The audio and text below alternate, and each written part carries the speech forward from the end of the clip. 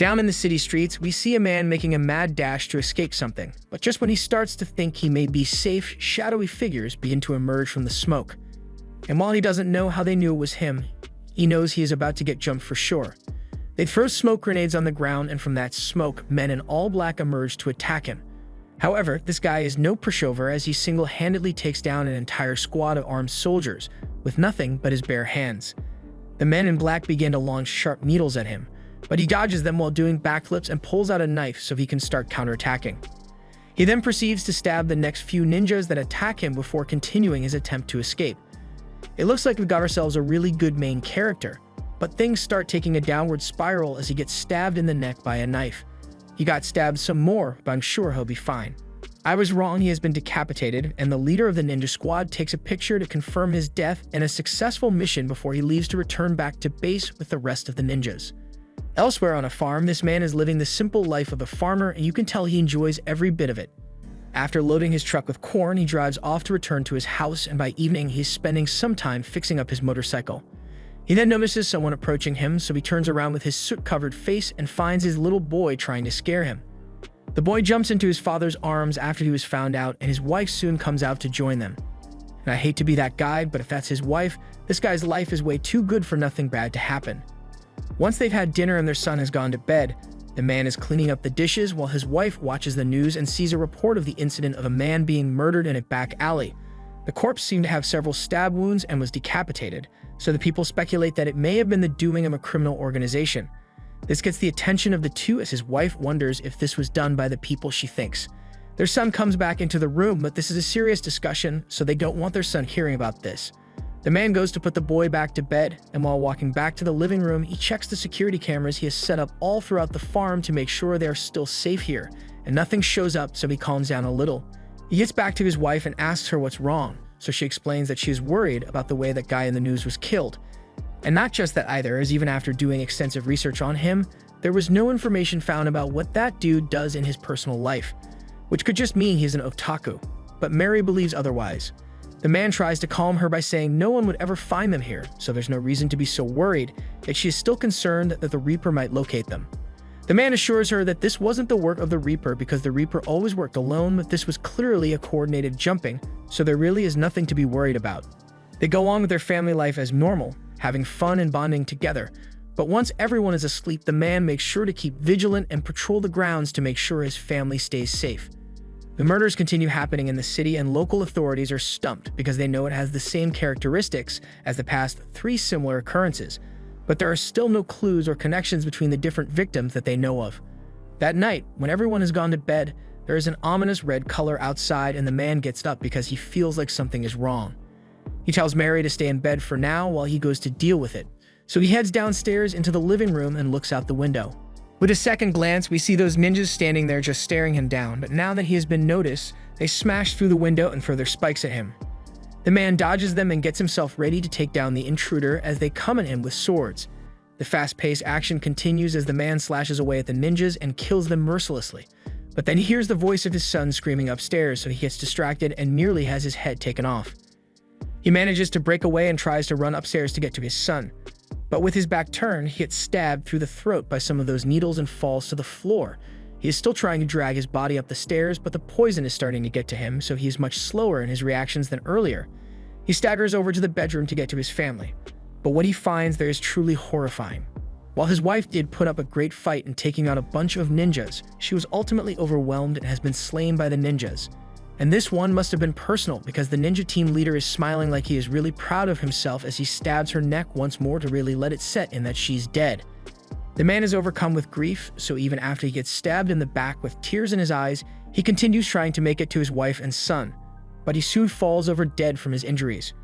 One of the ninjas looks out the window and realizes the cops have already shown up at the crime scene, which was pretty quick considering this is a farm in the middle of nowhere.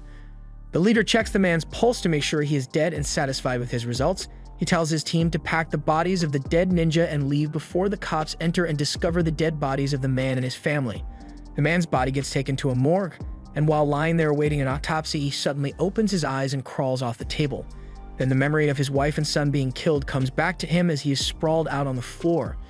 He can't take it, so he ends up vomiting and passing out again, But the next time he wakes up, he finds himself in a hospital bed after the morgue workers must have realized he is still alive. The nurses that were watching over him are shocked that he has woken up, so they immediately rush to go call a doctor over as he goes unconscious again. Later, Logan has regained consciousness once more and is being asked if he remembers anything that happened before he got here. He miraculously came back to life after the coroner had pronounced him dead, but what he really wants to know is if his wife and son managed to come back to life as well, but unfortunately, they weren't as lucky as him. Outside in the hospital corridor, a detective is on his way to meet Logan to ask him some questions. It had been over 24 hours since Logan was pronounced dead that he woke up, so his partner is questioning whether he is even still human at this point. The detective doesn't want to think about all that, so he just enters the room to have his interrogation. He introduces himself to Logan as Mike Morris from the FBI, while his partner introduces herself as Emma Samanda. They ask him for his help in the investigation related to the recent string of murders, of which he was the latest victim. He understands this must be a very difficult time for him, but any information he can give, like the people who did this or their motive behind doing so, would go a long way towards solving the case once and for all. Logan doesn't say anything, but he clenches his fist tightly, so he clearly knows something that is making him angry. So since he isn't ready to talk yet, Mike leaves him with his business card in case he ever wants to share anything later. He then leaves with Emma, but as they walk down the halls, he tells her that he believes Logan knows exactly who did this to him. It's just a hunch, but if he is right, then they had better take turns watching his room tonight, so Emma reluctantly agreed, although she isn't happy about the overtime sting operation she now has to do. Late into the night, Emma reports to Mike that Logan has been up on the roof, just sitting there for a while now. She won't make any moves unless Mike asks her to, but she finds his behavior strange. He is looking over the edge of the roof while thinking about what has happened to his beloved family. They killed his wife and they killed his son. He may not have had a dog to be killed, but rage is building up in him like never before, so he pulls out a spike from his wrist and stabs himself in the shoulder with it. He begins to shake violently, but then dodges out of the way of an incoming rain of spikes from the ninjas as he was expecting them to eventually come to finish the job. They charge at him just like last time, but despite being hospitalized, his movements are much sharper than they were when he was first attacked, so he's able to quickly dispatch all the ninjas that have come after him. Even pulling out some ninjutsu to turn into a cloud of black smoke and beheading 8 ninjas at once. Emma can't believe what she has just witnessed, so she does the smart thing and tries to leave. However, Logan was already on to her, spying on him, so as she is leaving, she gets backhanded into a concussion. He then steps over her body and towards the remaining ninja army that are here to claim his life. He takes calm, cool, and collected steps while he casually slicing up the ninjas who are now attacking him in single file for some reason. After he has killed a bunch of them, he throws the sword into the elevator button and picks up a staff one of the ninjas was using before using it to ram the remaining ninjas into the elevator with him. His vision is blurry, but that isn't stopping him from massacring these ninjas while they are trapped with him in the elevator. By the time the elevator door opens on the bottom floor, Logan is standing on a pile of corpses, and you know this ninja is regretting his career path right now. We don't see what he does to them. But by the time Mike had come in to find out why Emma wasn't answering her phone, he saw the pile of dead bodies, while Logan is elsewhere finishing off the last one. The only person left is the ninja leader who personally killed his wife and son. So Logan is even angrier than he was before as he charges in and the two clash swords. The leader then uses a wire to catch Logan and throw him around, but he breaks free to continue the clash. It was looking like the two were evenly matched in skill, but then Logan used his smoke ability again and managed to stab the leader through the abdomen once. And from there, it was all downhill for the ninja leader as he gets stabbed repeatedly and tossed on the floor to be finished off. But before he does, Logan asks him how they managed to find him here even after all the precautions he took. The ninja squad leader smugly answers that no matter where he hides or how many times he changes his face, it will always be able to find him because there is no escaping them. Logan realizes the guy is right, so he takes off the face-changing mask he had on and finishes him off. Afterward, he goes to see the corpse of his wife and son one last time and faces his failure to protect them. He later returns to his farmhouse and digs into his wall to recover the tools from the life he left behind long ago. He and his wife had moved here and changed their identities to escape their bold life, even had a son and lived in peace for a few years. But the past came back to bite him, so he burns down his house along with the painful memories of his family and prepares to that old life and make them pay for what they've done. Long ago in Japan, the ninja clan worked in secrecy to maintain order within the country, with one main rule that people within the organization must never share any of the skills learned here with foreigners under any circumstances. However, due to events involving a plane and 2 towers, they changed their policy to maintain order throughout the entire world, so by proxy, was now allowed by the Organization for Foreigners to learn their secrets.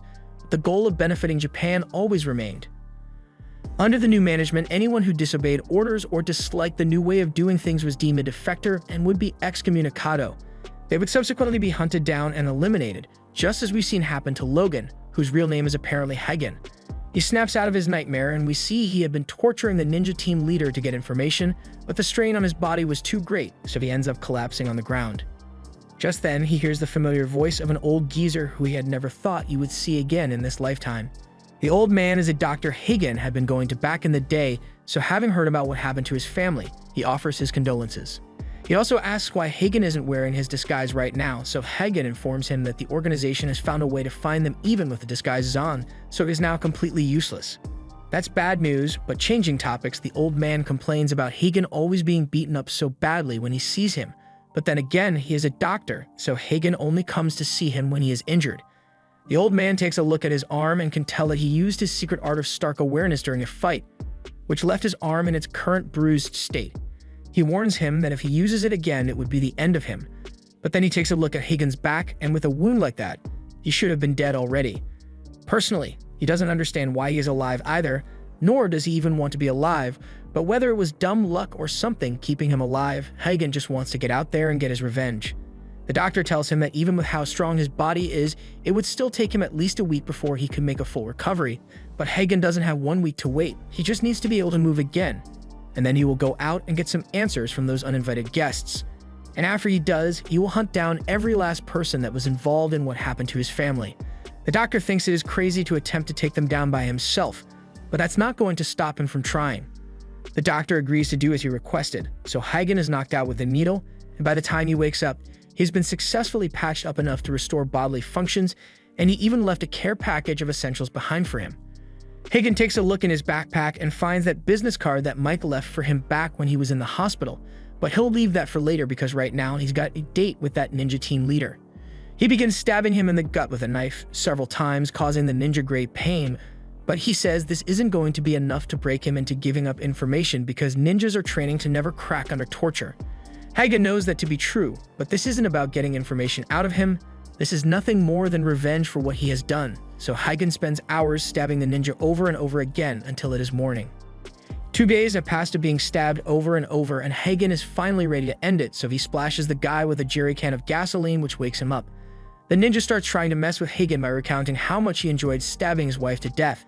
Hagen cuts him off and lets him know that he is about to be plunged into the depths of hell, and even if his heart stops, he won't be freed from the torment that awaits him.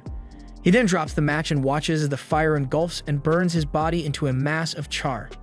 In the FBI headquarters, Mike is pissed because he's getting taken off the investigation despite all that happened. Emma got knocked out, and the entire roof was covered in a bunch of human-flavored red paint, so something illegal clearly happened there. Still, the chief says there is nothing they can do since they don't know who that blood belongs to, and the surveillance cameras weren't working either, so there's no way to know what happened. More importantly, the head people at the top told them to give up on the investigation, so they have to do as they were told. Mike is still defiant though, because they do know what happened there since Emma saw the entire thing with her own eyes, and knows Logan was attacked by assassins. However, his boss corrects him and says he is sure Emma will now agree that she hallucinated the entire thing. Mike goes over to Emma and yells at her for selling out and agreeing to pretend none of that happened. But she had no intention of giving up on the case, she just acted like it to get management off her back. In reality, she's been doing research into the past of Logan on the company computer, which may not be a good idea if you're trying to hide it from management, but she did find something strange. Logan, as well as his wife and kids, were all using aliases as there are no records of them ever existing.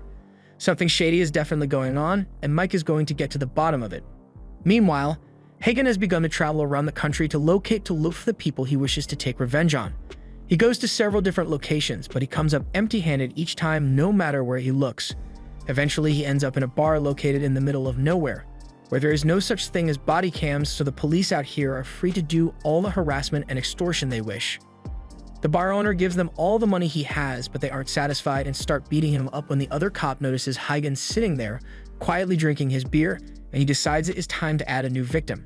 He starts accusing Hagen of having stolen the motorcycle he drove here, so naturally, he will have to take the bike, as well as everything Hagen has in his wallet. Hagen tries to ignore him so he won't have to get involved, But the cop starts getting violent, so he has to put him in his place and knocks the guy out in 1 second. He then turns to leave, but the other cop wasn't smart enough to know when to back off, so he tried to hit Hagen with his baton. And take a look at this. Hagen didn't even touch the dude. The force from his punch was enough to launch him back into the wall. Now that that's taken care of, he heads out and remembers that business card Mike gave him, so he may decide to give him a call after all. Over in the FBI office, Mike is complaining about Emma spending so much time playing with that VR headset she has, but she has an excuse to do this because there have been drug deals taking place in games like Minecraft, so she's got to do a thorough investigation on this now. Otherwise, they won't have time to looking into the case with Logan anymore. Just then, Mike receives a call from an unknown number, and when he answers, it is Hagen on the other end who introduces himself as Joe Logan. Mike immediately chucks a book at Emma so she'll get off the game and start tracking where the call is coming from, and in the meantime, he'll try to keep him on the call long enough to triangulate his position. He knows Logan is just an alias, so he asks who he really is, but Hagen wishes to talk in person and is already onto their trick of trying to track him down. So he destroys the phone and calls back with another one. He tells them this is their last chance to gain his cooperation, so he tells Mike to pick a location for them to meet. Mike is surprised he is willing to let him choose the location, but since it's his choice, he picks a local Chinese restaurant. That night, Hagen heads into town and climbs a building to scope out the location Mike picked to make sure it isn't an ambush. Meanwhile, Mike has just entered and informs the owner that he's about to use his restaurant as a meeting place with a guy who single-handedly wiped out an assassin army. He thinks this place is perfect because the business is so slow that there are barely ever any people here. But he's going to need the owner to take a long walk while he is here so they can be alone. The owner doesn't like the idea, but once Hagen shows up, he takes one look at him and knows he doesn't want to be around for what happens next. But before he goes, he tells Mike that he's going to be liable for anything he breaks in the restaurant. Mike wants to see Hagen's face to make sure he's the same guy, but he isn't willing to go that far, so he is about to leave. Mike calls him back and tells him to grab a seat so they can talk. He's taking a big risk coming here so they can talk, but he isn't really interested in talking right now. He just wants to get some information on who the people who killed his wife and son were. However, Mike was never going to negotiate with Logan in the first place as he gets up and points his gun at him. Logan is still calmly waiting in his seat because he knows that the gun isn't going to do any damage to him, but Mike still believes he has the high ground and orders Logan to get on the ground. Just then, the door opens and a delivery guy walks in to grab an order, so Mike is forced to put the gun away for now, yet Logan is still sitting there patiently waiting for Mike to finish so they can keep talking. The door opens again, but this time it's not a regular delivery driver, and this bootleg DoorDash employee dashes at Hagen to take him out, but gets stopped as Hagen turns around and chucks a chair at him. He then pulls out a knife as the two begin fighting in the middle of the restaurant. Mike is still standing there and threatening the two of them to stop with his gun, and I've got to give him credit because he managed to actually dodge one of the attacks from the DoorDasher. However, as Mike fires his gun at him, he deflects the bullets and comes in close, so it's not looking good for Mike's chances of survival. Luckily, Hagen still needs him alive, so he gets saved from getting delivered to the afterlife. The DoorDasher has a second set of hands for twice the fighting capacity, so Hagen pulls the same trick and uses his smoke technique to create 2 extra sets of hands on his back, and with the extra attack speed, he's able to overwhelm the DoorDasher and knock him back. In a turn of events, there was another DoorDasher hiding in the backpack, so Hagen now has to face the two of them. He gets Mike to safety first, then he uses some fire to distract the two before pinning one's hand to the wall and stabbing his head with a knife. The other one has already had his head chopped off. So now that the battle is over, Mike has given up on arresting Hagen and just wants to know who he really is. Hagen explains to him that he is a ninja, as well as all the people behind those murders that were happening recently. Mike had heard rumors about ninjas on the streets, but he never thought they could actually be real. Soon after, the shop gets hit by a drive-by shooting that is trying to kill off all the witnesses, so they hide behind a table for cover, and I don't know what that is made of, but it's gotta be good if it took heavy gunfire and is still in one piece. The shooters then pull out an RPG, so Hagen and Mike run to hide in the back as they fire and leave. By the time the dust has settled, Hagen has disappeared and Mike is left with several questions and a bill for the repair of the restaurant. He goes over to inspect the weapon of the DoorDasher, and he has no idea what kind of weapon tech they have to be able to slice through his body armor so cleanly. Just then, an advert for the world's leading tech company begins to play, so it looks like they have a hand in all of this. Elsewhere, the head of the clan receives a report that Hagen is unfortunately still alive, so he's going to have to work harder if he wants him dead. In an art museum on the other side of the country, we watch as the exhibits are painted red with blood as there are several killings occurring simultaneously this night. Outside, a man is being carted away by his security guards as they try to ensure his safety by getting him as far away from here as possible to escape the calamity that is coming for him. It looks like they may be in the clear, so while in the backseat of the car, the man prays to God to save him from the demons that are after him. And he wasn't joking when he said demons, because moments later, these wrinkly white hands pop out from behind his car seats and proceed to snap the necks of the two guards next to him before digging their nails into his head and forcefully disconnecting him from life. The car ends up spinning out of control from all the chaos and crashing into a tree. Moments later, the car bursts into flames, so we know with certainty that everyone in there has died. This whole assassination plan was the work of this bald little midget, and he receives his next target for assassination, Hagen, and he is way too excited to do this. We later see him having a fancy dinner with his boss, and with a full view of his face, we see that he is not actually bald, but he might as well be with that abomination of a haircut. He tells his client that the last job he went on was unbelievably boring since he wasn't even able to get hard as he watched the bodies burn to ash. He needs something more invigorating, so he asks that the boring jobs to the others so he can have some fun. Yamaji is having none of his blabber and tells him he is to kill who he is told to kill, as the job isn't meant to be fun. Seeing that he got off to a bad start, the midget backtracks and changes the subject by asking Yamaji if it is really necessary to keep the ninja customs and spend so many resources going after the defecting ninjas, but Yamaji insists that it is a necessary course of action since those defectors are no longer considered ninja, and thus must be exterminated in order to ensure their secret arts are never shared with the public. The midget has to admit that he finds Hagen to be very tempting as a target. He was one of the greatest ninjas ever known to Japan and has mastered countless fighting arts. He is known to be merciless when it comes to killing his targets, and now the midget gets the honor of killing him personally. Yamaji informs him that they have already successfully killed Hagen once before, that he is still alive and well, so they suspect he may have used some kind of secret ninja art to bring himself back to life. The ninja secret arts are special techniques that only the old ninjas could use, but that just makes the midget even more excited to face him.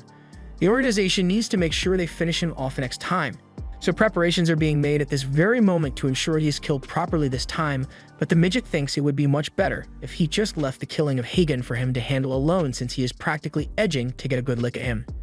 He begins to leave on his booster seat when he remembers something he wanted to ask about and proceeds to inquire about another ninja called the Reaper.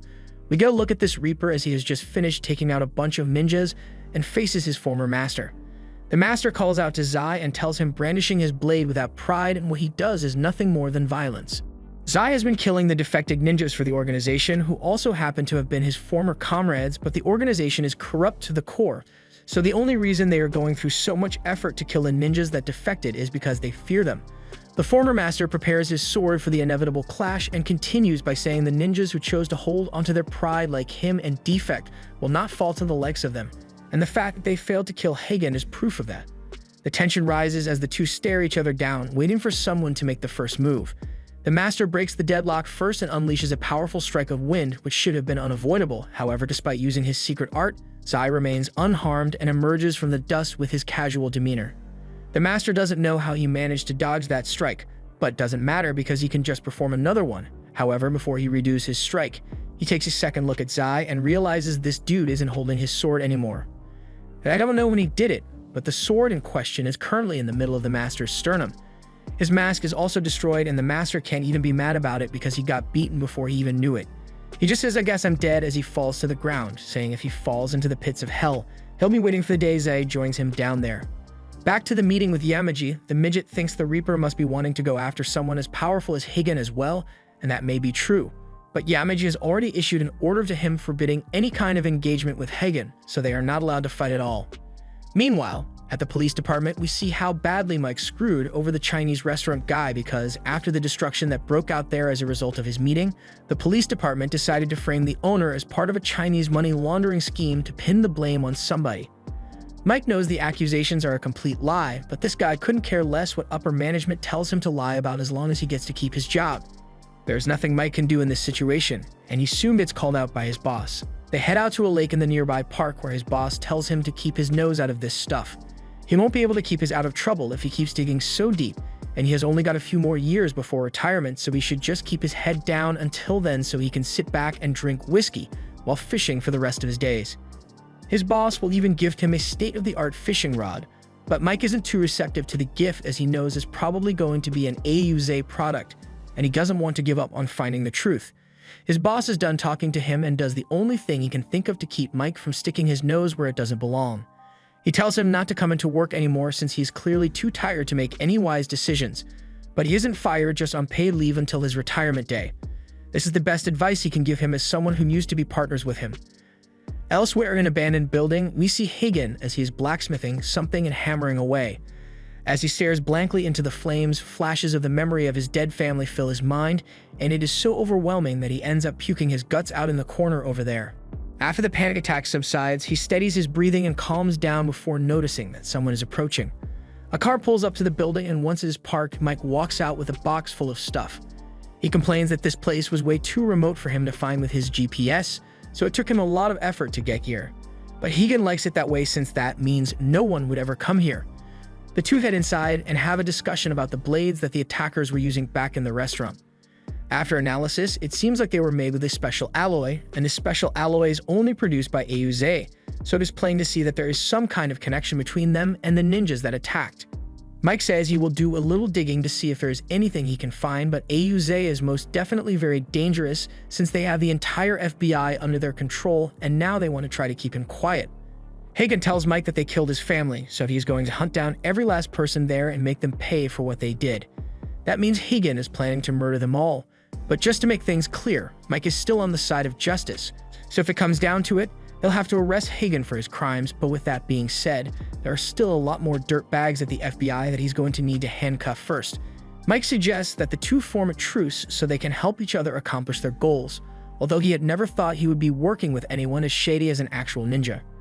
Hagen hands him a mug and pours him a drink from his flask to commemorate their alliance. But as Mike takes a sip, he realizes what he just drank isn't alcohol, so it might have been poison, but Hagen reassures him that it was just an energy drink. Moving on, Mike brings up the fact that he has got a lead on AUZA, which gets Hagen's attention. He also says he has someone on their way here who knows a thing or two about them. The door creaks open, so he thinks it must be them, but in reality, it's the duck they are going to be eating soon. That night, Emma finally arrives, but Mike is upset at her for being so late when she was meant to meet up with them at noon. She defends herself by saying she had no choice since she had to wait for a chance to leave work, and then she had to go pick up this baby so she would get all the way out here. Mike doesn't see what's so special about her car, but Emma takes great offense to him not appreciating the greatness of her baby, so she points out that the car Mike brought is an actual piece of junk. Mike doesn't deny it, but he says the car was good enough to get him here on time, so he doesn't see what the problem could possibly be. Hagen takes a look at Emma's car and can tell that it's one of the best cars made by famous designers back in the 20th century. She is elated to see someone else understand her love for this car as well as expected of a ninja. Hagen is on edge since her knowing that means Mike must have told her, but Mike calms him down by saying Emma is a trusted friend and also the one who analyzed the weapons for them, so she needs to be here. She has always been fascinated by ninjas, so she starts asking Hagen a ton of questions, but Mike cuts her off and says they should get back on topic since they are here to discuss AUZA. She tells them to get into the car because she has something she wants to show them, so they both squeeze themselves into the back seats. However, there is very little space in there. Emma tells them to bear with it for a second while she shows them why she cares so much about this car, and it is because she has basically turned it into a moving computer, and from this car she is able to access all information from around the world. But the real question is, can it run Cyberpunk 2077? Anyway, Emma has researched the company and has been able to find out that AUZA is involved in the development of military weapons, telecommunications, and entertainment. They are involved in pretty much every kind of technology imaginable, and basically everyone in the world uses something made by them at this point. But, as with any multinational trillion-dollar company, there are dark rumors surrounding the company. So far, every single opposing company leader or journalist that did anything that would put AUZA in a bad spot has died in a mysterious accident. In more recent news, this man, who is the leader of a conservative party in his country, refused to allow any foreign companies to do business there. But his ruling was recently revoked after he died in a car accident. And the guy who replaced, who definitely isn't an AUZA spy by the way, is currently advocating for the improvement of the domestic technology in partnership with AUZA. All these convenient deaths seem suspicious, and Emma believes this is the work of the ninjas. Mike is worried about what they might be getting into if they are up against a giant company and a ninja army. Meanwhile, over in an AUZA research facility, they have just begun tests for a new generator that they have been developing, and their other wireless power systems are on their way to being perfected. So AUZA is on its way to becoming commonplace in the world, with the ultimate goal holding a complete monopoly on all tech industries. The company president heads back to his office after meeting with the researchers, and Yagami is there to meet with him. He's happy to have a chat, but Yagami is here to settle a grievance he has with him. The drive-by that was targeted at Hagen was done by AUZA agents because he wanted to test out his new weapons, but Yamaji doesn't like him interfering in his business even if they are meant to be business partners. Hagen and the others take a look at the figurative center of AUZA and try to figure out how the ninjas fit into all of this. The headquarters is located in AUZA City, where they test out all their experimental inventions. They continue looking through the information when all of a sudden Hagen pushes Mike out of the way as a sword is stabbed through the roof of the car. Emma begins driving to try to shake off their attacker, but he is still jamming the sword into the roof. Mike tries shooting at him, but it isn't doing much to stop the attacks, so Hagen takes it upon himself to stab the guy. They think they are safe now, but out of nowhere, a truck collides with them and they are sent barreling off to the side of the road. Hagen is the first to wake up and the other two are unconscious from the collision, but the battle isn't over as the attacker is standing in front of them and starts firing dozens of spikes at him. Hagen pulls Mike to safety and leaps out of the car to face the mask-wearing attacker, so the two begin to clash while dashing across the city streets. They end up on the roof of a building and the attacker whips out some tentacles robotics that it had equipped, which once locked on, all strike at Hagen until he gets struck in the back midair. He uses his ninjutsu to form extra arms in his back against and grabs the tentacles before using them to toss the attacker around. But he had even more tricks packed into his suit as he launches 2 missiles at Hagen. However, Hagen managed to dodge them all mid-air and uses the opening to stab the assailant through the head and drag his body to the edge of the roof before pulling off the camera on him. The midget was watching the whole thing and Hagen makes it clear that he is coming for him next. The midget is finishing up his meal and Hagen is about to leave as Mike and Emma are taken away by paramedics. But he suddenly gets a call on a throwaway phone, and it's a voice he seems to recognize. The voice tells him that he has gone through the liberty of encrypting this call so he doesn't need to worry about getting traced by it. Hagen starts by asking who this voice really is, but he won't be getting an answer so easily. First, the voice reveals that he knows Hagen is heading for Oza City, but they have a really tough multi-layered security system, so it will be impossible for him to make it in there all by himself. So for that reason, the voice wants to offer his assistance in Hagen's infiltration. Hagen isn't dumb enough to trust a voice he has only met over the phone with his life, but the voice reveals that he is also in a similar situation to Hagen's as an exiled ninja, therefore it is in his best interest to cooperate. He says he will send a location where he wishes to meet up with Hagen later, so he will leave the decision of whether or not to be trusted up to him. Mike wakes up in a hospital room after the car crash and opens a note he received from his daughter a while ago. Some years back, he was on a sting operation with another guy when his wife started calling him nonstop. Now, he could have just answered, but he thought his job was more important, so tells his partner to just stay focused on the investigation, even though the eyewitness report isn't guaranteed to be true. The day ended without him finding anything, and once he returned to the office, he finally decided it was worth it to pick up his wife's call. However, what he heard next changed his life forever. His daughter was killed in a car accident by some random guy who the reports say was asleep at the wheel. His wife is devastated, and equally as upset at him for not answering his phone when something as serious as this was happening. That day, he lost both his daughter and his wife, and now the only thing he has left to comfort him is the drawing his daughter made for him while she was still alive. While he is deep in thought, Hagen interrupts him as he appears around the corner. Mike is never going to get used to how ninjas appear out of nowhere, but he has something important to share. They call in Emma as Hagen mentions the guy who said he could offer some help regarding the Oza mission. Mike isn't so convinced that this guy is actually another ninja like Hagen, but he did know information that was only passed down to the ninjas of the old organization, and nobody has spoken of it since they came to this country. Emma's research also shows that the guy knows what he's talking about when it comes to Oza's security system because it is no joke. You would have to be a literal ghost to get past it without being detected at all. But if this does turn out to be a trap after all, he's just going to have to kill them all. Mike doesn't like the fact that Hagen just casually admitted to wanting to commit homicide, but he'll leave that alone for now. What's important is to discuss how they are going to make their way into Oza City. Considering the last time Mike spoke to his boss, Oza most definitely have an eye on him, so Emma thinks it might be best to call it quits right now. She may have been right when she said the best way to get to Oza's secrets would be to make it into their HQ, but she never said it was possible to do. Mike begs her to reconsider, but she's the tech girl, not a magician, so there's nothing she can do. However, that doesn't mean they are out of options entirely, since she has found another lead in the form of a community of dark web users who have been keeping tabs on Oza's actions. From what they've seen, they believe Oza is planning to take over the world by building weapons of mass destruction. Mike initially takes it to be nothing more than a bunch of conspiracy theories, but then again, it's better to be safe than sorry. Emma manages to locate the admin of the dark web group, who claims to be one of Oza's former researchers, but he is really far from here, so it will take a while to get to him. Mike says that's not going to be a problem, but he wants to go alone because Emma has done enough to help him. He doesn't want her throwing her life away on a mission like this, but he, on the other hand, has already lost everything he cared for in life, so he's got nothing to lose. However, Emma isn't backing down when they are this close to getting info on Oza. And if she's lucky, she might even be able to steal some of their cutting-edge data and sell it for millions on the black market.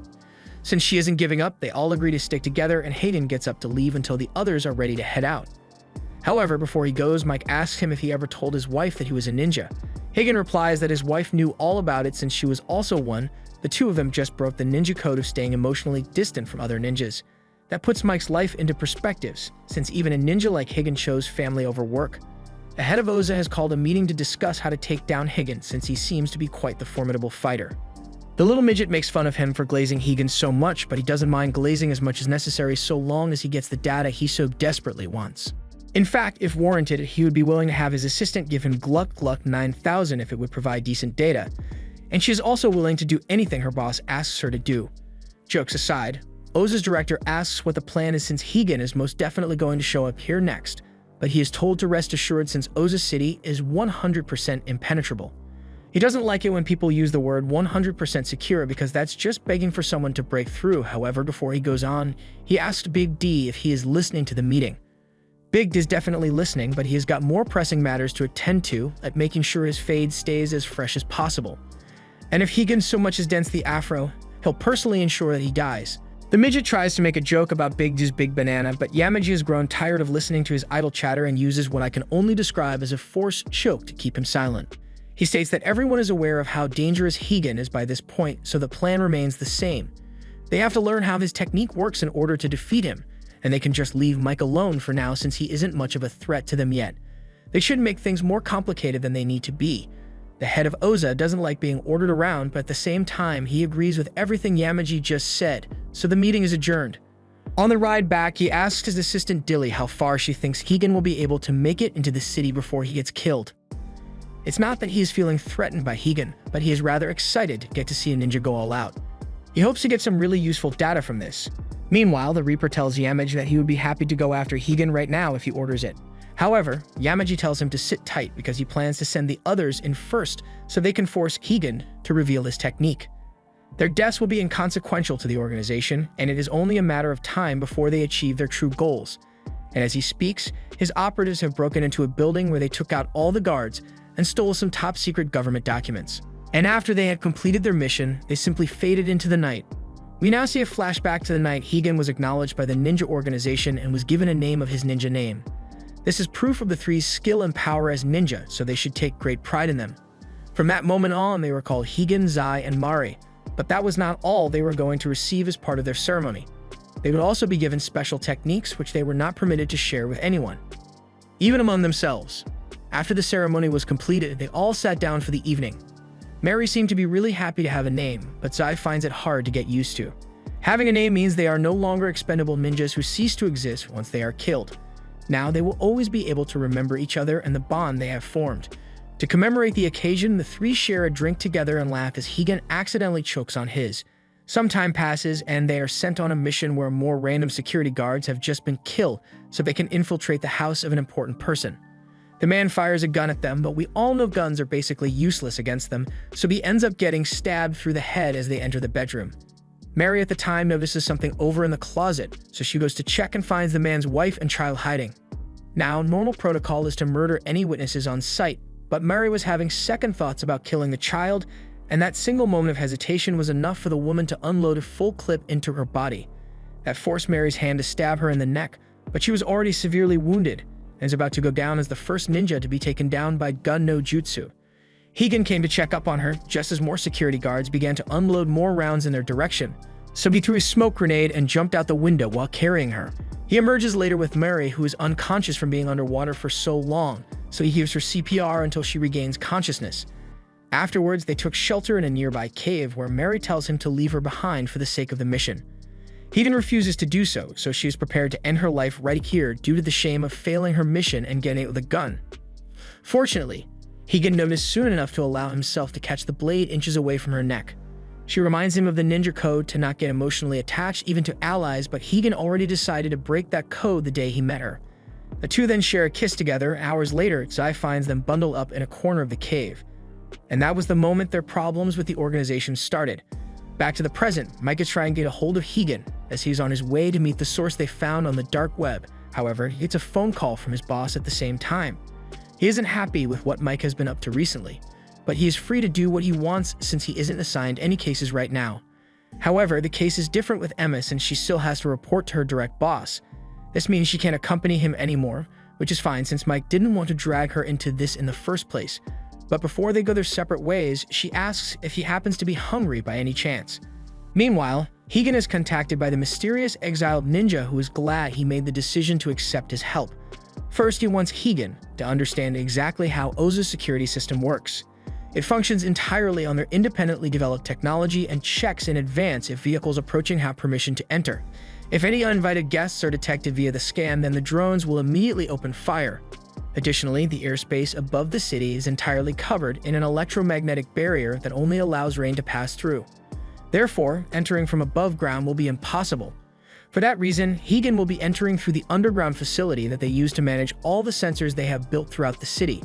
There are security cameras as well as laser traps and armed mercenaries that patrol the sections, so to ensure the plan goes smoothly, he must avoid any and all combat no matter what. If he manages to make it past them, he will reach the barrier around the city, at which point the voice will work his magic and turn it off for 5 seconds so he will be able to get in. Over at a diner, Emma and Mike grab a bite to eat, and Emma lets Mike know that while he may not be the best mentor, she has to admit that he has taught her a lot, so while they may be working apart for now, she wants him to make sure he stays in good health. Meanwhile, Higan has arrived at the edge of Oza City and is informed that the voice guy has managed to hack into all the internal security cameras, so they should have about 8 minutes before they get noticed. Higan makes his move and begins running through the underground facility while dodging all the hired mercenaries as instructed. He comes across the laser security system and begins performing highly accurate gymnastics to evade detection. However, a bead of sweat flies off his face and triggers the laser anyway, so the whole plan is effectively ruined. They are now aware of his presence and begin sending out soldiers to intercept him. Higan deals with them quickly and continues running as he comes up to the barrier, but just as the barrier is brought down, Zai shows up in front of him and the two stare each other down. Higan states that Mary is dead, asking if the kill order was placed by Yamaji, so he knows who to go after for revenge. Zai chooses not to answer but tells Higan that there is nowhere for him to hide. Eventually, he will be killed for his crime of disobeying the organization. Mike has just pulled up to the address of the former Oza researcher he was looking for, but it looks far too run down to be housing someone who worked for a powerful company like Oza. While he was indeed an employee there, Emma informs Mike that the guy wasn't all that respected as a researcher and he didn't really contribute much to their development. However, if he went through all the trouble of finding a hideout in this dump, then he must know at least something useful. Mike is skeptical, but since Emma thinks it's a good idea, he decides to head in and meet the guy anyway. Emma also tells him that it is almost guaranteed that the FBI is keeping tabs on him for snooping too deep into this, so he should refrain from contacting her unless it is an emergency. Afterwards, Mike enters the abandoned arcade where he finds a man passed out drunk on a table. He sits down next to him, and once the guy finally notices him, he reveals that he knows his name is Jason Cardenas. Back at Oza City, they have realized that an error in the system made the barrier go down for 5 seconds, but considering Higan's lack of hesitation once it went down, it must have been planned. They still don't know what caused the actual error, but there is reason to believe that Higan is getting help from someone within Oza City. The midget doesn't care about any of the details as long as they can still be Higan, but Yamaji says they should just stick to the plan since it would be reckless to attack him randomly. To this, the midget proposes another plan and suggests that they just let him enter the city without resistance. They have all their forces there with them, so it won't matter what secret technique he possesses if he gets overwhelmed before he can use it. Some are opposed to the idea since any collateral damage will reflect poorly in Oza, but Joseph likes the sound of getting to see an all-out battle, so he says he will take the heat for any damage caused. Since they have permission, Dilly suggests that they lead Higan to the test room. Meanwhile, Higan is hiding out in one of the tunnels when he receives news from his contact that the executives have decided to let him into the city without a fight. Of course, they plan to ambush him and will deploy several of their most skilled ninjas, so he shouldn't fall for it. Otherwise, he will be killed. The voice informs him that he should make his move at 7 p.m. since the city has planned a parade as a cover for their fight with him. Over with Mike, Jason asks him if he is here to extort money from him by threatening to put him to Oza, but Mike has no intention of doing that. He simply wants some help with an investigation, so if Jason tells him what he knows, he'll leave him alone and act like they never met in the first place. Jason, however, is more worried about the fact Mike was able to find him in the first place. And if Mike was able to get info about this place, then it's only a matter of time before Oza finds him as well. Mike takes a walk around the room and notices an old game in the middle of the room, but it's not the game he's interested in, but rather what is under the game, so he asks Jason to move it so he can see what is underneath. In Oza City, the festival has just begun, and Higan is making his move to enter the city.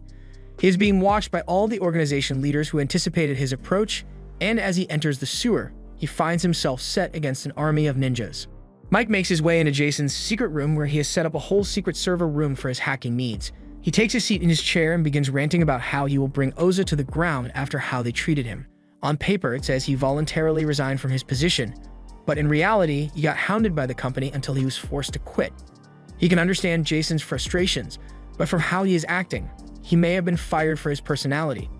Still, the fact that he was able to set up all this just for the sake of getting revenge on Oza proves that he was quite skilled at his job.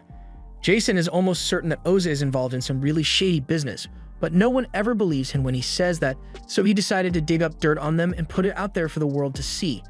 The reason no one believes him is probably because he looks crazy, but Mike knows firsthand that Oza is not the most law-abiding company, so he believes Jason when he says they are up to no good. He wants to bring Oza down just as much as Jason, so he asks if he would be able to hack into their servers from here. Jason is hesitant to agree since Oza's security is no joke, and if he were to try to get in, they may be able to track him down here. But Mike assures him that he will be able to keep him safe. In Higan's end, he's beating his way through the army of ninja and making it look easy. He uses some explosives to create some cover and continues running while slicing his way through more of the ninjas. He then leaps over a bunch of them and grabs one that was separated from the group. After using the guy's body as a meat shield, Higan stuffs his mouth full of more explosives and then fades into the darkness before the bombs go off.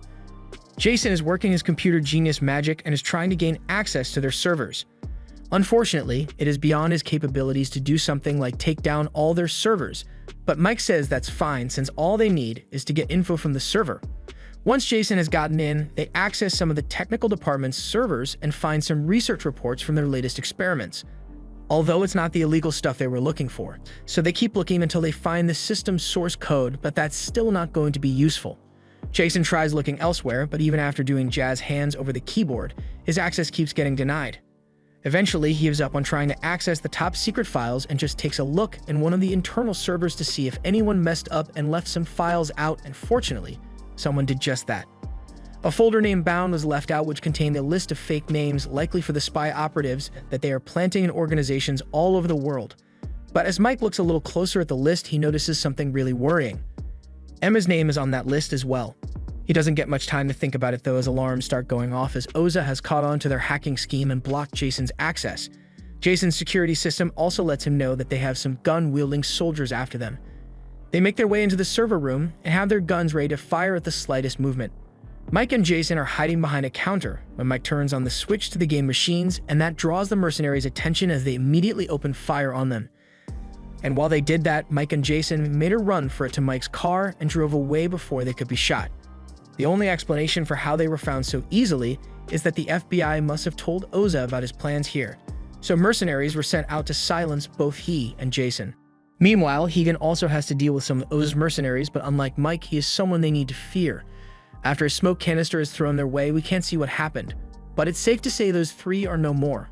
3 other mercenaries open fire into the smoke cloud, but they get hit with spikes to the throat as Higan makes his way forward.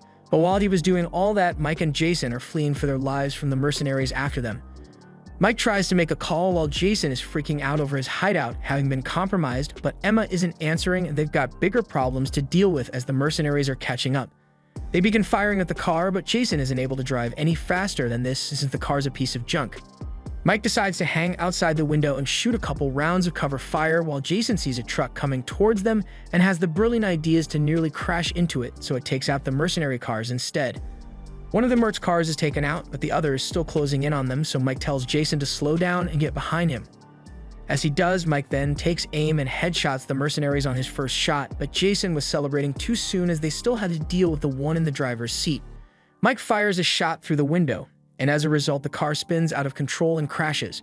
Back to Hegan, he is currently walking up to these two minimum wage security guards who just witnessed him take down a whole army. They aren't getting paid enough to deal with this shit, so they make the smart decision to just leave him alone. Hegan gets in the elevator, and as he is heading to the top floor, he has flashbacks to his family, reminding him of the reason he has for doing all this. He arrives in a large open room, and as he steps in, he finds himself surrounded by the midget and mech suit, which definitely isn't compensating for anything. The others are impressed you made it this far in the first place, but this is as far as he goes. Joseph is watching all this unfold from his home gym in his house, and Yamaji is watching from a helicopter circling the test center. Once Hegan sees Yamaji, he immediately starts charging towards him, but he gets body checked by one of the ninjas. He nearly gets his face pounded in, but manages to dodge at the last second and perform a kick to counter. However, the armor is too tough, so he isn't able to do any damage and gets his leg grabbed and body thrown into the air, where he gets hammer-fisted by Big D. The jumping isn't stopping anytime soon, so Hegan uses his secret art to conceal his presence. They thought he would attack them, but rather he threw some bombs at the window and used a grappling hook to go after Yamaji.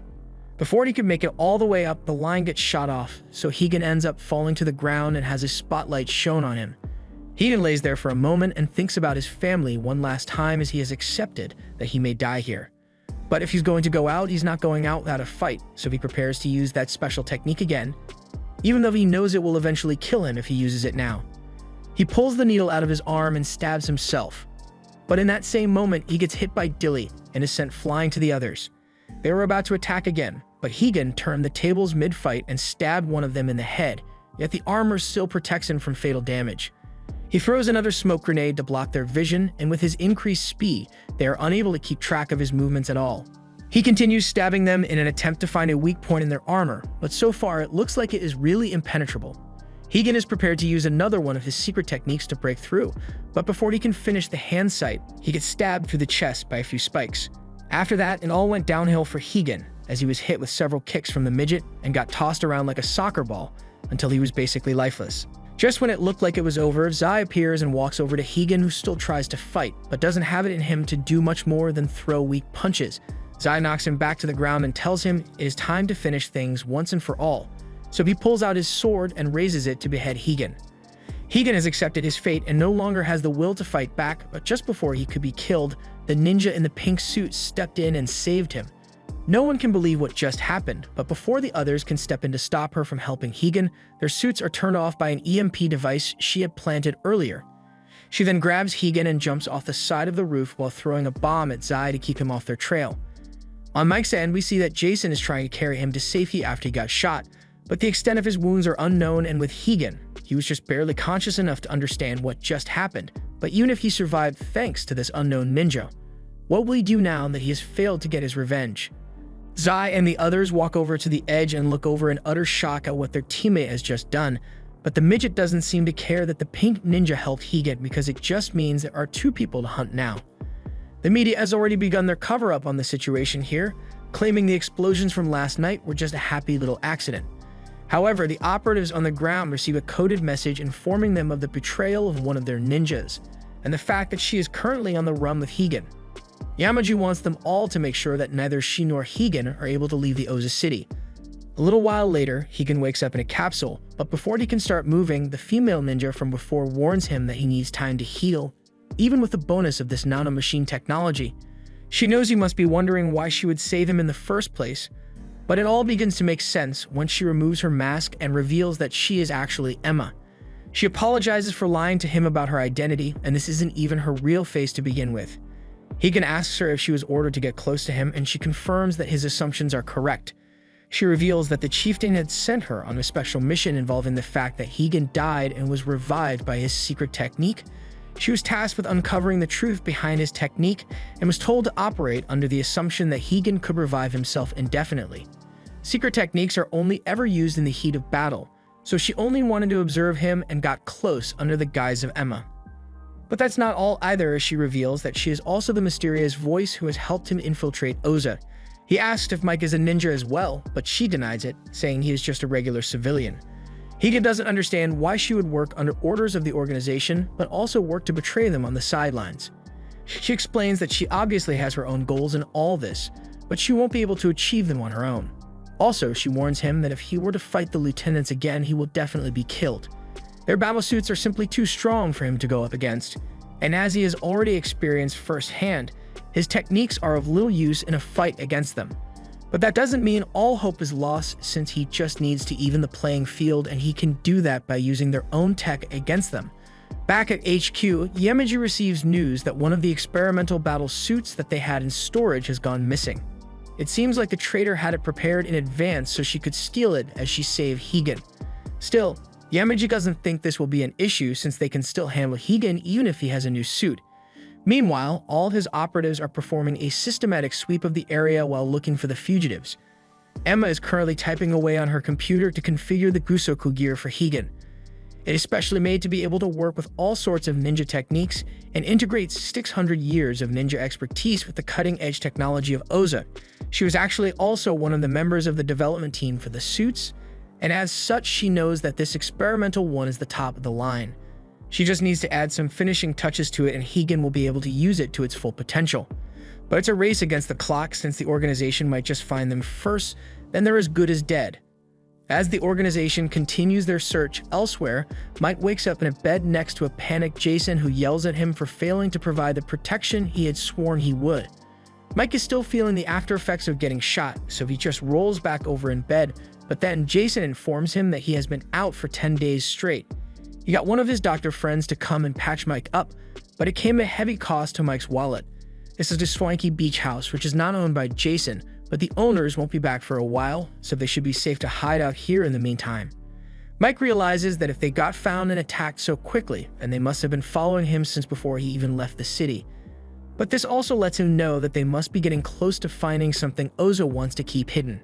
Emma is still trying to finish up the battle suit, but she lacks an adequate power source to get it up and running. The arc reactors that would normally serve as its power source are currently all still in the Oza HQ, but heading back over there would be a literal death sentence without this suit, and that leaves her with only one other option. Meanwhile, Higan is having a flashback to some time he had spent with his wife years ago, and he takes inspiration from something she said back then. Over at HQ, the operatives have completed their search on all the zones except one, and now that they think about it, the power consumption there has been 10 times what it usually is, leading them to believe that some heavy equipment must be in operation over there. Since they've officially narrowed down the location of the traitors, Big D volunteers himself to go handle the situation since he thinks it will be fun. Emma has just finished getting the armor plating on the armor up and running, but there's still a lot left to do. The updated Gusoku armor is Kamui, and it is an entirely new design built from scratch and designed to achieve the highest battle performance imaginable. As such, it works differently from other suits, as this one needs to be connected directly to the brain of the user. It will then be able to respond to the mental image the user thinks of immediately, giving it a reaction time which is leagues ahead of anything the other suits could accomplish. The more intensely you visualize your actions, the more strength and speed the suit will be able to put into execution. It works based on the willpower of the user, but in order to make this work, it'll need to be put into a deep sleep state, in which he won't be able to wake up at all, even if he gets stabbed through the heart again. She wants to make it abundantly clear to him that the next time he dies, he won't be able to come back. She knows this for a fact since the one who made him able to be revived was her. She shows him a mask, revealing that she was there on the night of the initial attack on his family. She had used her own secret technique to completely freeze his cells by striking a special pathway. This is what allows him to survive being stabbed through his heart, but once the technique is used on someone once, it can never be used again since the pathways will be permanently closed. After hearing this, Higan only feels rage because she could have easily saved his wife and son as well. So why didn't she? He would have been fine with dying if it meant they would stay alive. Emma doesn't answer him and instead activates the neural link which knocks Higan out. Just then, she gets an alert which means her hideout has just been infiltrated, and a quick look at the security cameras lets her know that the intruders are not big and a couple of his ninjas are heading her way. He finds a door down the path and begins using a laser tool to cut his way through it. But once he finally gets through the door, all he finds waiting for him on the other side is a bunch of explosives which Emma had planted in a decoy location. Emma is glad they fell for the decoy, so she should have a bit of extra time to complete Higan's synchronization now. Unfortunately, she was wrong, as the midget has somehow found her.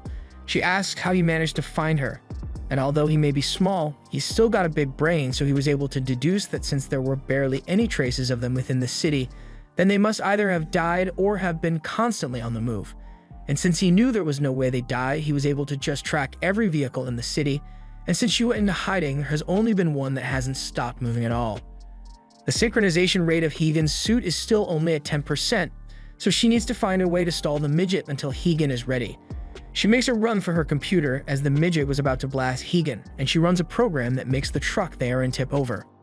This provided her with enough time to put on her own battle suit, so she heads out of the truck to face the midget.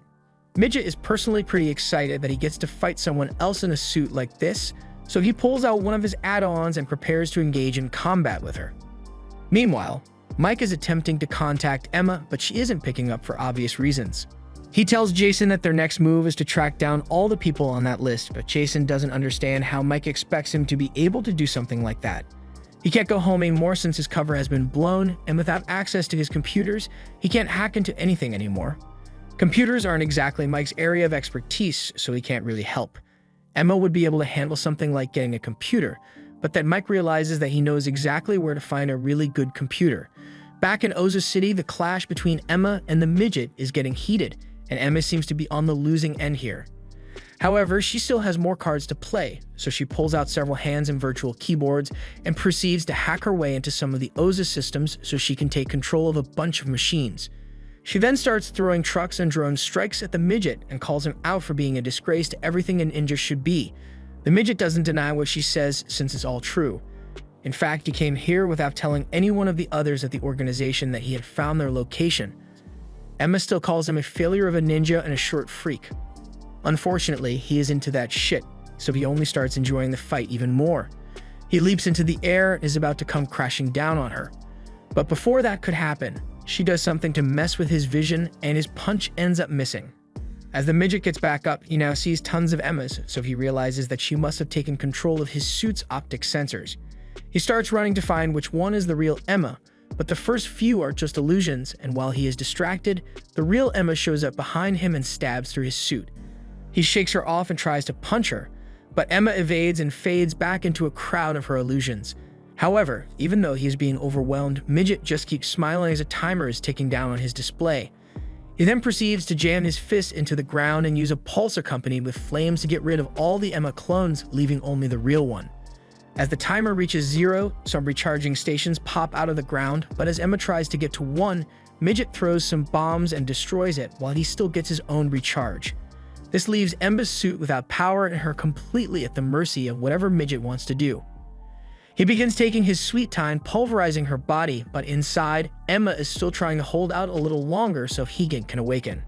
In the truck, a recording Emma made begins playing, and it says she made this in case she died before he could get ready. She informs him that long ago, Mary had actually saved her, so the two of them stayed in touch with one another secretly. Even on the night she was killed, Emma heard about it and tried to rush there to save them, but it was already too late to save Mari and Higan's son. However, she saw an opportunity to save Higan, so she took it. She apologizes to Higan for not being able to save his wife or son, but she wanted to at least help make Mary's dream for Higan come true. Mary wanted Higan to live on, so Emma wanted to do her best to make that happen. But it looks like it's the end for her. After hearing all this, Higan's emotions spike and drive up the synchronization rate with the suit. This causes a blackout in the area, and the midget turns to see what's going on. From the truck emerges Higan in his new suit, and he is ready to finally get his revenge. The council have gotten footage of Higan down in the streets, and they are watching the whole thing unfold. The midget is excited at Higan's new look and can't wait to fight him. But as soon as he tries to get him close to attack, Higan grabs his arms and body kicks him into a nearby building.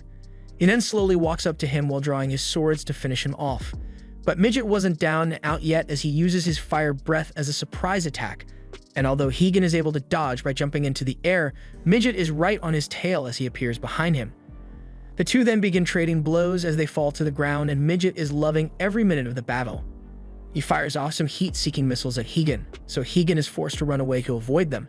But as he does this, he recalls what Emma had told him about the suit using his thought to execute actions. So the more intense the visual image he has it is, the stronger the suit becomes. Putting this into practice, Higan is able to move several orders faster and easily evades all the missiles, while also confusing Midget, who can't seem to keep track of him now. Once he finally figures out where Higan is, he fires off a massive fire cannon in an attempt to catch him off guard. But with this suit, Higan is even more of a beast than he was before, so he's able to just run straight through the flames, and as he finally reaches the Midget, he stabs straight through his armor and dragging him through a couple buildings. He finally pins him against a bus with the two swords firmly penetrating his chest, so Midget won't be surviving much longer. He coughs up a ton of blood and smiles as he admits that he couldn't do a thing against Higan in this battle. But still, he regrets nothing since that fight was really enjoyable for him. He's glad he got to see what a real ninja can do in a fight, so he wants to end things off with a bang and pulls Higan in close before activating the self-destruct sequence in the suit. Higan is still standing there perfectly fine, and he is palming the entire body of the Midget. Don't get him wrong, he still wants the Midget to die, but he's just going to make sure that his death is as painful and torturous as humanly possible. Higan dropped the head off the Oza headquarters, and Dilly assumes this must be meant to be a warning for what he's about to do to the rest of them. Joseph was really impressed by the way Higan was able to handle that prototype suit on his first try. He would love to get his hands on that operational data, so he asks if it's possible to negotiate with Higan and call a truce. Dilly doesn't think that would work out too well since Higan probably won't be satisfied until all of them meet the same fate as Midget over there. Yamaji gets up from his seat at the table and says he is heading out to speed up the plan. All that matters to him is that their great cause is realized. Higan and Emma are now in another one of her hideouts, and after hanging up the suits, she assures Higan that the lieutenants of the organization won't be making another move for a while. Those who wear the Kusoku gear are regarded as having ultimate power within the organization, so the fact that Higan just killed one of their best will force them to reconsider their next move. Meanwhile, Zai meets with Yamaji, and considering the current state of things, he no longer intends to keep Zai from fighting Higan, so he is giving him full reign to do whatever he feels is necessary to take him down. Higan has been staring at Emma for a while now, so she asks him to stop and just ask if he has any questions. But to be clear, she has a policy of not dating guys who have a wife and child even if they are dead. Higan asks what kind of relationship Emma had with Mari while she was still alive. Emma explains that Mari was the savior she needed to get her to this point in her life. Back when she was just starting out as a ninja, Emma was going undercover to assassinate a target, and while she pulled it off relatively easily with her guard down, she got a knife pulled to her neck. The unknown assailant tells her that even a single moment of carelessness can get her killed like this. But luckily, she won't be dying today because the one holding the knife was Mari, her mentor for this mission. At that time, there were 3 individuals in the organization who were known to be the best of the best: Higan, Zai, and Mari. Everyone was convinced that one day, one of them would reach the pinnacle of power and eventually inherit the organization. They were meant to abandon all sense of self and live as shadows in defense of Japan, and they were all dedicated to the cause. In their downtime, Mari was talking with Emma when she realized Emma was always wearing that mask no matter where she went. She asks why this is the case, and although it's a sensitive topic for her, Emma explains her backstory. When she was a child, she was involved in a terrible accident which left her face smashed in and horrific looking. Her parents couldn't bear to look at her ugly ass face, so they just left her in the hospital and never came back. From there, Emma got taken in by the organization and met with one of its leaders. He told her that she is ugly and there is nothing she can do about her face now. However, she still has the option of becoming someone else and living as a ninja in the organization, so she learned to be a master of disguise and make herself look like anyone she wants. Mari asks if Emma would be alright with revealing her face to her, and though she is a little hesitant, she allows Mari to take her mask off. She and Mari grew really close over their time spent in the organization, and she got to learn a lot of Mari's life, including the fact that she grew up with Zai and Higan. Mari obviously cared for them a great deal. That worried Emma because attachment gives rise to emotion, and emotion could be the downfall of a ninja. That night, Mari took Emma out for a walk and proceeded to give her a detailed explanation on what her secret art was. It allows one to make it look like someone has died by putting their body into a state of suspended animation. Emma is honored that Mira would trust her enough to share this, but at the same time, secret arts are techniques that are meant to never be shared with anyone, so what reason does she have for revealing it regardless? Mira just thought it might come in handy for Emma to know how to do this, and that's all the reason she needed. Looking back on those times, Emma can say with certainty that those were the happiest years of her life, but that all ended very quickly. Around the time the ways of the ninja had begun to spread to the outside world, Emma was in a training facility meant to teach foreigners how to fight like ninjas. There were those who were greatly opposed to such a thing, since the way of the ninja isn't something that can simply be taught to outsiders. They come here solely for the weapons and killing techniques and care not for the code of honor that comes with being a ninja. It's a mystery why Yamaji would make a decision like this in the first place, but it leads to a lot of growing unrest within the organization. The next chance Mary and Emma get to chat, Emma expresses her concern for the longevity of the organization if things go on like this for much longer. She was hoping Mari would consider stepping up to try to take control of things as the new chieftain, but Mary cuts her off and says there is something she wants to confess first. She's pregnant. There's no longer a place for her in the organization now that she has broken the code of never falling in love, so she planned to go into hiding. That was how she and Higan were prepared to ditch the organization if it meant they could raise their child together, and at first Higan was worried that he wouldn't be cut out for parenting since he has only ever been a murdering ninja his entire life, but as long as he had Murray by his side, he knew he could do anything. The situation at the organization has gotten a lot worse when Yamaji announced that he wanted to take operations outside Japan. He also made it clear that anyone who disagreed would be branded a traitor and killed without mercy, so no questions would be allowed. The other leaders of the organization still had their grievances with his plan, like the fact that the organization was made solely to protect Japan. So leaving Japan would be the same as abandoning it altogether, and they won't let him get away with it with a fight. Two of the leaders are ready to fight him immediately, but the leader in the back realizes that Yamaji seems oddly calm about facing the leaders of a ninja organization. He tries to warn the other two to wait a little, but it was too late as they had already begun their attack. And we see exactly why Yamaji was so confident as well, because he literally became Darth Vader. He uses the Force choke to grab their necks and hold them in the air for all to see. He then pulls out his sword, and with one swift motion, he cuts both of their bodies in half. And on top of all that, he proceeds to stomp out her face after the woman is already dead. This act of disrespect was about to get the ninjas to revolt, but Yamaji had measures against that, so knives are drawn to their necks.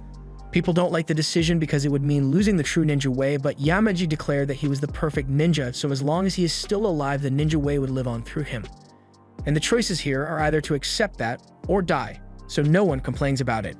Instead, the remaining true ninja decide that they will flee the organization so they do not lose sight of the ninja way, even if it means bearing the shame of becoming an outcast. Later, Mary met with the leader of the revolt and offered him some help. She had been working on technology that can change a person's face to any other face in the world, and she believes it will be of great use in keeping the escaping ninjas safe.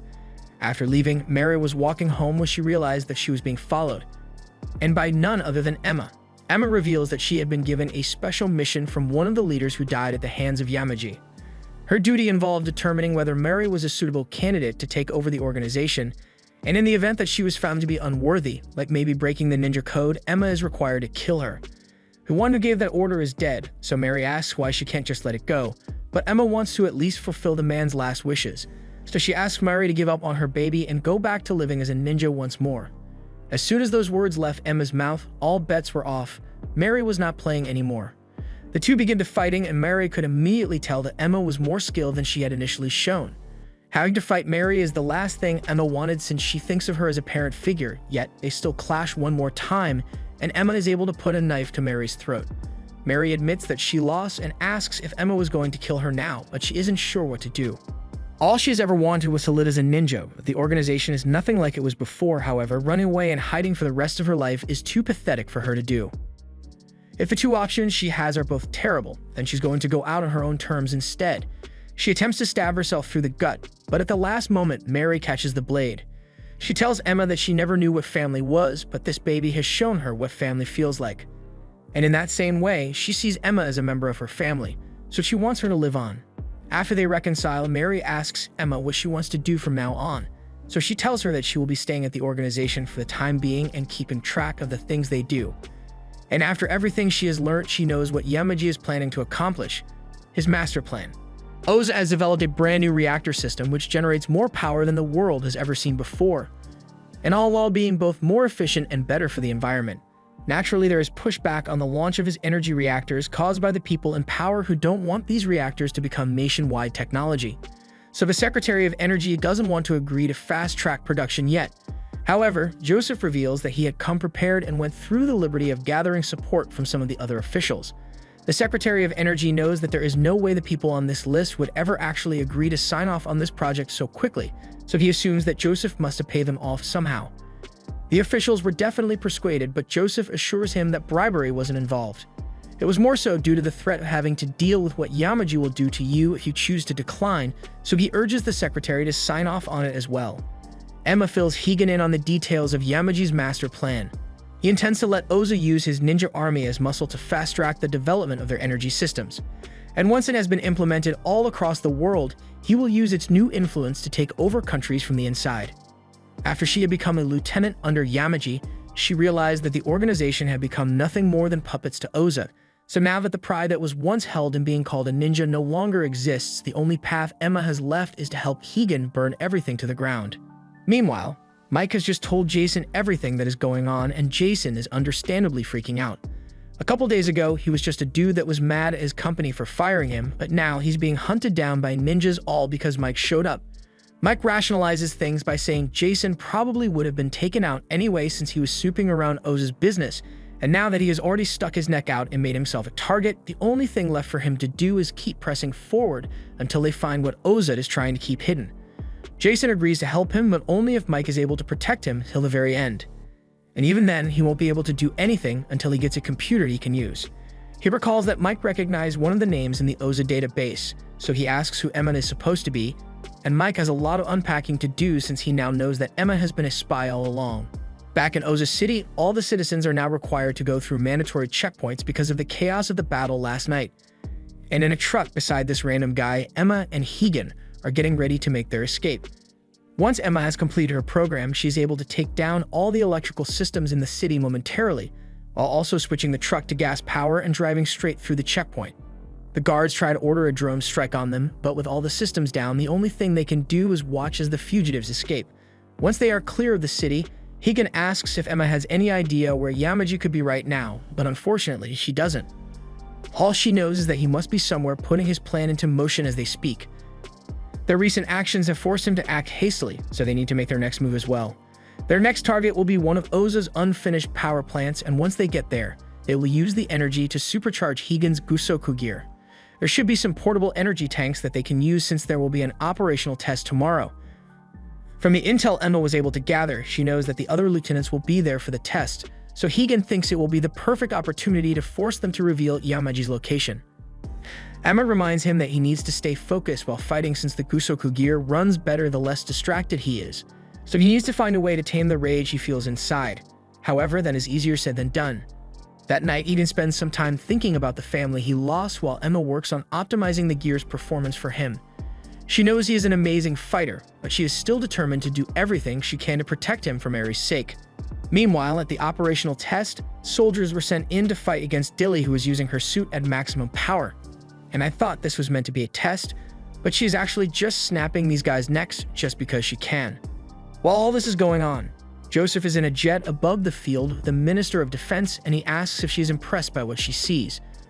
Although with the current battery capacity, it only functions for about 5 minutes. When used at full power, these suits can be quite the force to be reckoned with. Inside the power plant, the operational test is being performed with the energy systems as well, and it is being tested with Big D's gear. It doesn't blow up, so it seems like the test was successful, but Big has something else he's interested in at the moment. Emma is also in the base, and she has just secured one of the energy tanks, so she was about to regroup with Higan when Big popped his head up at her and attacked with these floating centipedes. Emma stands no chance against him since she doesn't have her gear with her, so she tries to escape instead. Big was about to get to her, but at the last moment, Higan busts in through the ceiling and blocks the centipedes. Big identifies Higan's suit as a warrior type, and he has always wanted to test himself against a worthy foe, so he makes them a deal. He knows they want to find out where Yamaji is right now, so if Higan has a fair 1-versus-1 fight with him and wins, he'll give up that info. Emma doesn't like the sound of this since it stinks of a trap, but they would have to fight him regardless, so they have no choice. Big attacks first, and he launches his centipedes at Higan. While he is distracted, Big D then kicks him back into a wall and has a centipede wrap around his body while he continues attacking. Things aren't looking good for Higan, so Emma thinks about a way to tip the scales in his favor. Right now, Big is wirelessly recharging his suit with the reactor system, so if Emma is able to stop it, then Higan may stand a fighting chance. However, it's not going to be so easy since Big already sent one of his centipedes after her as well. Higan is starting to make a comeback against Big D as he manages to destroy one of the centipedes and dodge the majority of the follow-up attacks. And on Emma's end, she's showing just how skilled she truly is as she evades the centipede and uses her equipment to stop it in its tracks. Another one comes after her, but Emma is calm and just pulls out one of the energy cores and uses it as a makeshift grenade to blow it up, as well as the power generator. Once the dust settles, Emma realizes the blast has made the building unstable, so she is forced to dodge out of the way of some falling debris. However, she rolled into a patch of the floor which was hollow for some reason, so she falls through and has no way to survive. Fortunately, before she gets her back broken from the fall, she gets caught by Higan just before his suit loses power. Since the generator is damaged, the power supply to the suits has stopped, but Big D could still easily finish them off by calling for backup right now. However, he's not going to do that because that's a bitch move and he doesn't roll like that. So he'll leave them be till the next time he can have a fair fight with Higan. With that, the two manage to make it out of the base alive, and while Higan is helping Emma bandage herself, he asks why she is going through so much effort to protect him. He knows she said it was to fulfill Mary's wish, but at the same time, it's not like Mary ever directly asked her to do so. He's right, Mary never asked her to do anything, but she's just doing it for herself. Just then, she gets an alert that someone has just turned her computer car on. Mike and Jason have gotten their hands on said car through not-so-legal means. He can't really go back to being a regular FBI agent after this, but that's fine by him as long as he is able to defend innocent citizens from harm. Jason is trying to crack the encryption Emma had put on the car, but it's too strong for him to crack. He can tell just by the level of encryption that Emma must be some genius-level computer wizard, so there's probably more to her than Mike had thought. Just then, the radio turns on by itself and Mike recognizes the song as it makes him recall a memory he has of Emma. It was right after she had joined the FBI and was assigned as his partner. He took her to a bar to chew her out for acting on her own too much, but Emma didn't see a reason to rely on him at all. Mike tried to convince her that she should learn to trust him more since partners are as good as family, but she still doesn't consider him family and finds him to be cringy. Although she was warming up to him, Mike complains about her always ruining the good vibes with her attitude, and then he starts singing to live things up. Emma tracks down her car and corners Mike and Jason. They don't know what to do, so Jason freaks out and throws a bunch of firecrackers at them, while Mike gets out and tries to judo throw the guy. However, Higan doesn't move an inch because he's got abs of steel, and now that they all know there is no threat, they sit down to talk. Mike now knows the whole story of Emma being a ninja sent to the FBI as a spy. However, she promises that she had nothing to do with the attempt to get rid of Mike. She was just following orders, but that doesn't make Mike feel any better. He says he needs to take a break to process all this, but as he steps outside, he forgot about the firecrackers on the ground and ends up falling straight into them. Later, Emma is patching Mike up and apologizes for keeping the truth from him for so long, but he doesn't actually blame her since she had her reasons for doing that.